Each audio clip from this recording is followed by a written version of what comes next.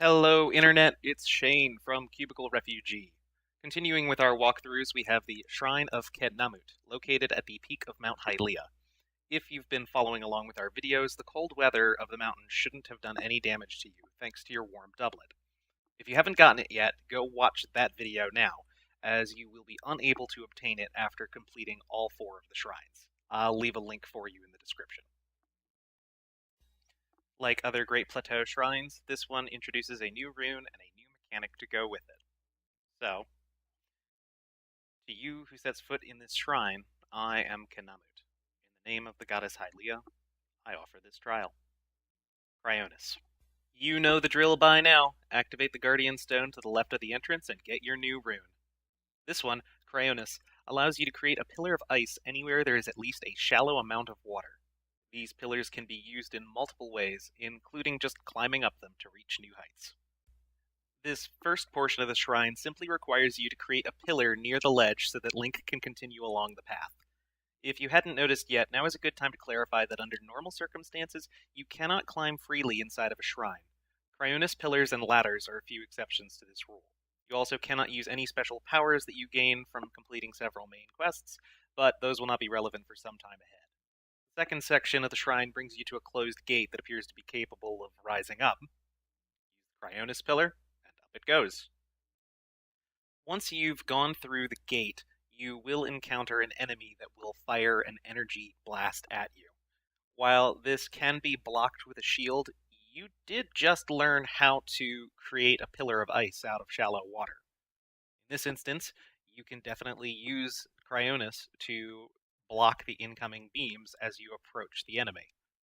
Alternatively, if this were an enemy that focused primarily on melee attacks, close range abilities, you could use the Cryonis pillar to rise it up so that it couldn't reach you.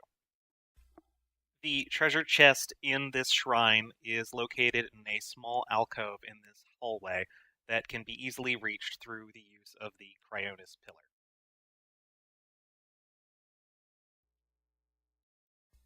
When you are ready to progress on, you can use the Cryonis pillar to raise up one side of this stone slab to reach the stairwell and proceed on to the end of the shrine.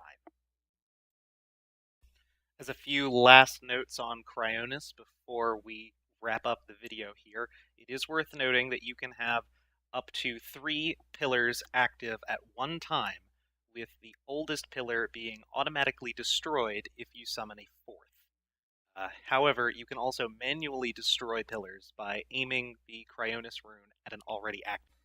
You can also aim the pillar directly underneath of Link by pressing the down arrow button on your controller. And finally, there's going to be another application of Cryonis for combat purposes later on, but it's a small scale spoiler, and I don't want to go into that yet because it's not covered in this shrine and is not a normal circumstance.